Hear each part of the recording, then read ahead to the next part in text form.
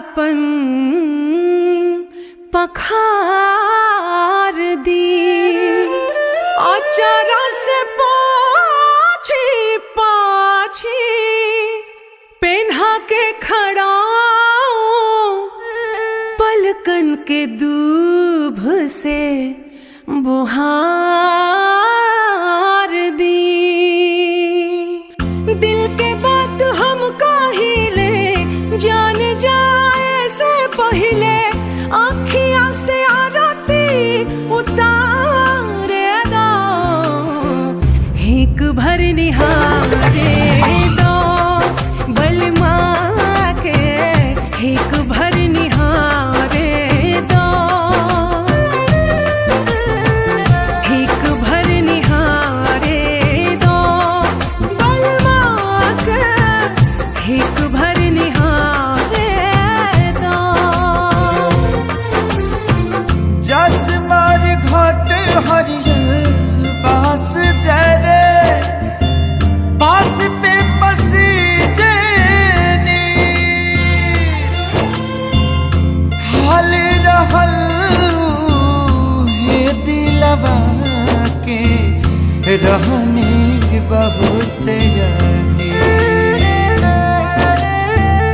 मर मर के तिले तिले आ गईनी तो हंसे मिले, बिरह के दुखवा बिसारे दा, हिक भर निहारे दा धनिया के, हिक भर निहारे दा,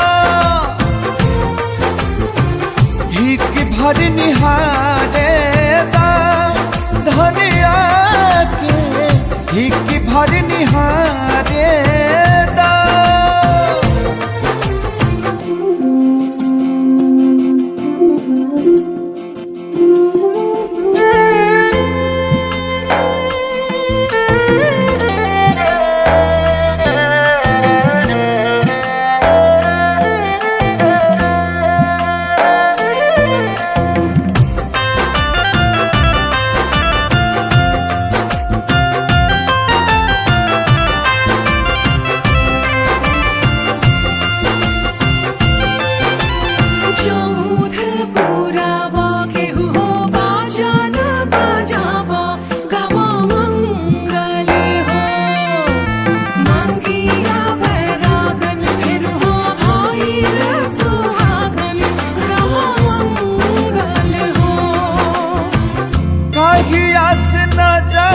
पियासल रहे देखनी त मिलल सुकून, त पता जिया ठंडाइल जैसे रेत में बरसल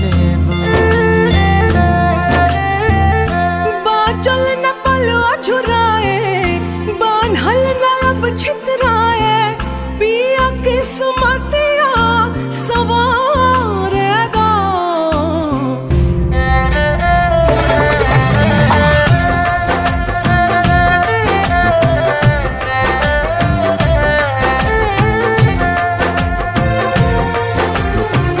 हिक भर निहारे